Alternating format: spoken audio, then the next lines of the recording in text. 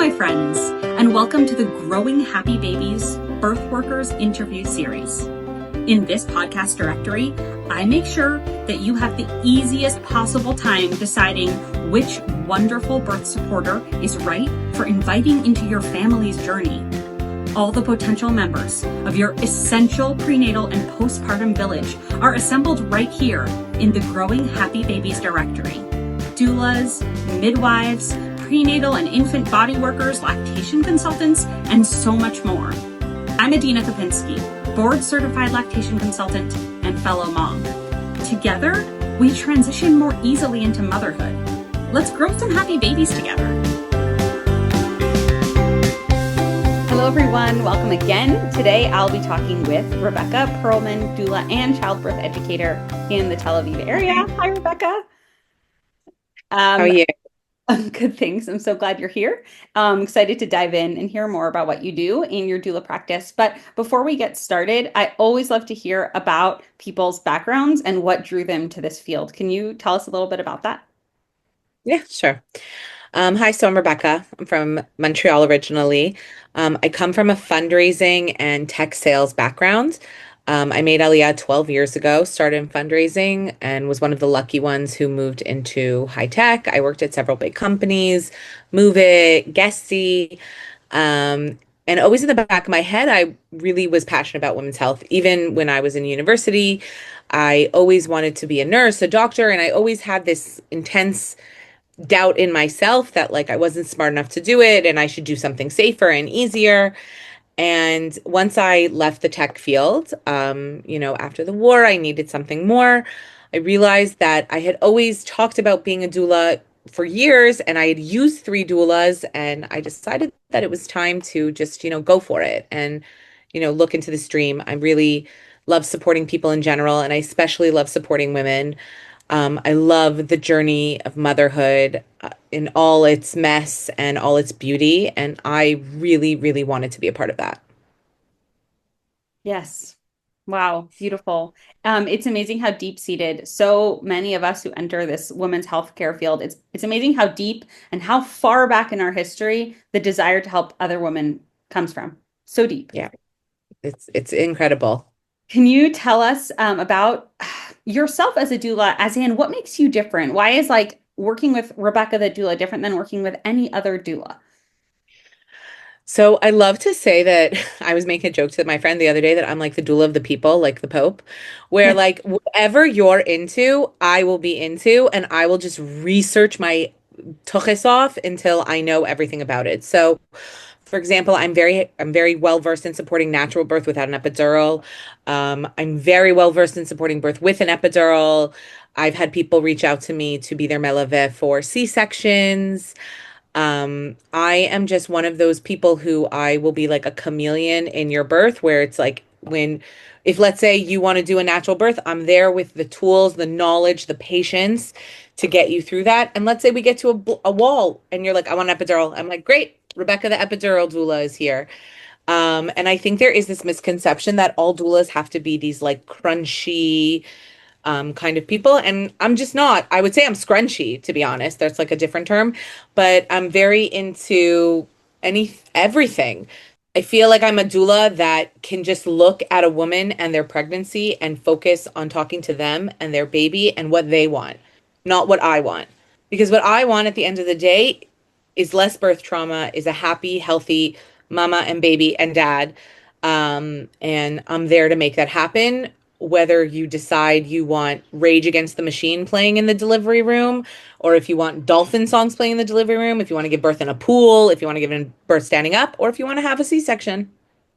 Yeah, absolutely. It's we're just there to witness and support and use our tools, of course. Not to say we don't have tools, but the driver's seat, that's the mom. She's in the driver's seat. Exactly. The mom is in the driver's seat. And one thing I have definitely, been doing a lot is I'm very into body work, and manipulation. So I'm doing a few courses with Rachel Shapiro, who is a professional in that. And I'm also doing some courses in Verdict meditation to try to help women, get into the right mindset. I'm very into mindset. And doulas, all doulas will say that, no matter what their philosophy is. If you enter the delivery room in a calm, positive manner, no matter what goes down, you're going to be okay. And I always tell the people that choose to work with me, there's your ideal and there's your imagination. Your ideal might not happen. Your ideal might be, I want to get to the hospital at 5 centimeters. I want to labor without an epidural, and then I want to get an epidural at 8 centimeters, and then I want to push that baby out in an hour. That's your ideal. Might happen, might not. But what you imagine, I can make happen because what you imagine is a calm, nice space, feeling protected, feeling held. You want the delivery room to smell like lavender with candles. I can actually make that happen. So I always tell people, let's talk about your ideal and your imagination, and let's see how we can combine the two. Yeah, absolutely. I love that attitude. I agree with it 100%. And body work, yeah. I mean, how your body sits, your posture, where your pelvis is, how your uterus sits in your pelvis when the baby descends. It's all crucial parts of giving birth healthfully. And then when your baby comes out, their body matters just as much because a baby that's uncomfortable in their body won't breastfeed well. A hundred Body percent. work still matters. And one thing when I'm in a Rahel Shapiro course right now called Balancing Birth, which is about balancing in birth, what I've realized is that we don't need to be uncomfortable our whole pregnancy. We have tools. I'm learning mainly my tools are within birth, like the actual birth, but there are so many methods and so many professionals that can help you before birth. Like we don't need to suffer our whole pregnancies. Yeah. Yeah, absolutely. I wish I had known that during my pregnancies, but I've heard about it since. Can you tell us a story about a birth you've been to that maybe you think would be helpful to the parents to be who are listening today? Maybe interesting, maybe inspirational, maybe like concrete, helpful. So, Tachlis, I had a very close friend who never used a doula. Never felt like she needed one. She's a doctor. She really didn't feel she felt very confident. And she ended her last birth in a C-section. Nothing super dramatic. The baby wasn't descending. And I was with her for her VBAC. And we started out with the vision of, she was going to go into labor naturally. She tried everything. So that first thing didn't happen. We had to be induced. Then we decided we were going to try to do it without an epidural. We tried for a few hours. It was too much. So we got the epidural. In the end, I was with her for about 16 to 17 hours, body work, calmness, reflexology, aromatherapy, and just being there for her. A beautiful, successful VBAC that really was really a game changer for me this year. It was such a beautiful, wonderful experience that I learned so much about, and nothing went to plan. Nothing went to plan, but our end goal was the VBAC, which we achieved. But everything there was a speed bump, and we just drove over it slowly and kept going.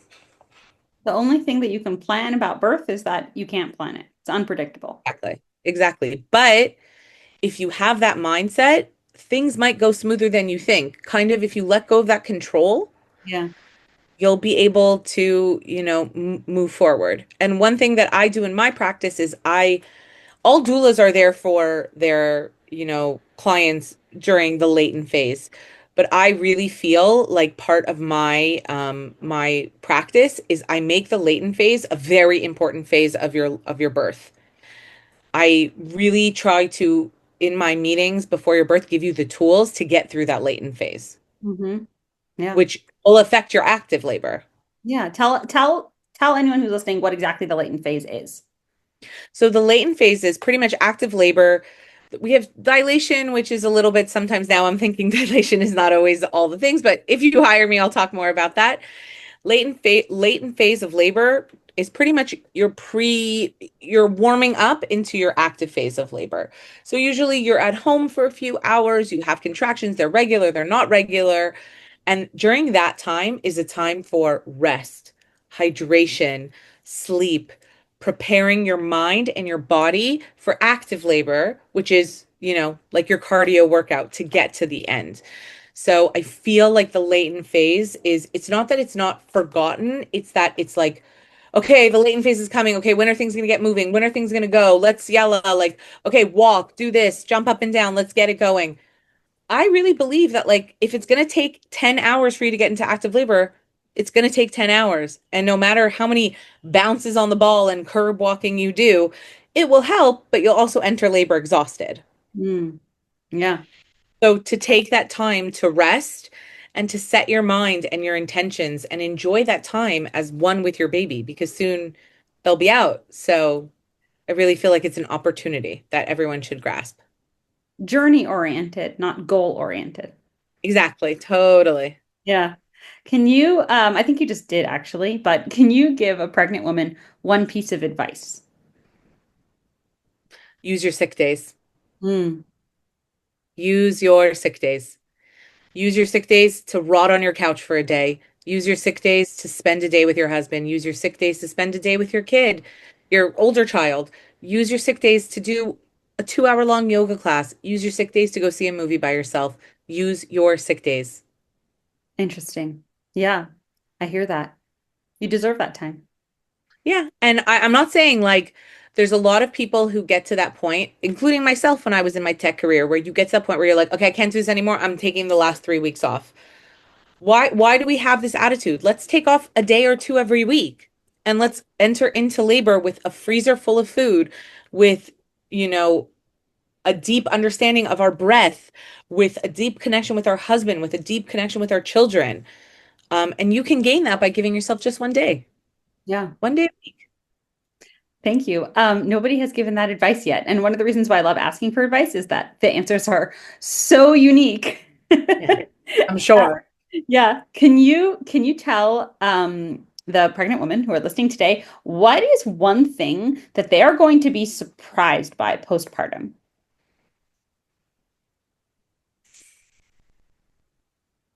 I have an obvious and I have a not so obvious. I think the obvious is the pain. You will be quite uncomfortable. And I think women, they buy all the tucks and the this and the that. But I do really believe that women should be more prepared in terms of, like, if you're not a big Advil taker, Tylenol taker, you're already a gibora. Like, you already were a hero in birth. Give yourself the first 2, 3 days of a bunch of Advil and Tylenol. Nothing's going to happen. And as a lactation consultant, you can also, mention more about this. Everything is hurting, swollen, this, that. Give yourself a break and find a pain management solution that works for you. And the one that isn't as obvious is how much you need to start building your village and how easy that could be. People want to help you. People want to be there. If somebody says they want to bring you over breakfast, say amazing. Have them sit with you. Do not host. Don't get off your couch. Build that village around you because that village wants to be there. Absolutely. And if someone wants to come over and help and they say, can I hold the baby? Say, actually, I'm enjoying holding the baby. Could you make me some eggs and toast? Exactly. And somebody will be like, sure. And if they don't want to, it's also okay. You could say to someone, and people understand. I think maybe millennials in general have this issue.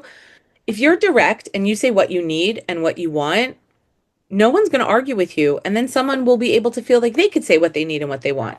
If somebody says, I'd love to visit, say, that would be amazing. I really would love like a long shower. I don't like, are you okay with holding the baby for a few hours? And if you're not, you could say, yeah, I'm so happy to have you over. I'm really protective of the baby right now. I really want to just be with her, be with him.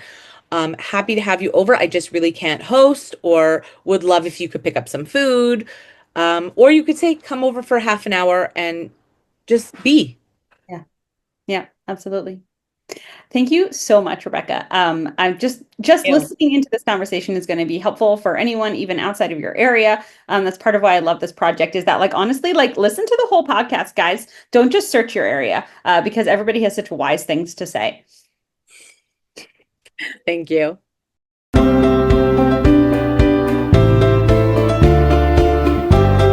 Friends, check out the full directory for every interview we've done up until now, housed at my website, growinghappybabies.com. But before you go, I've got one question. Are you the kind of person who learns better by listening or by doing? In my 2-part online prenatal breastfeeding class, the Pocket Prenatal, I blend the basics of breastfeeding with practical hands-on skills. Choose to watch the videos on your computer or phone, read through the transcripts, or pop in an earbud, take a walk, and listen to the audio-only podcast version.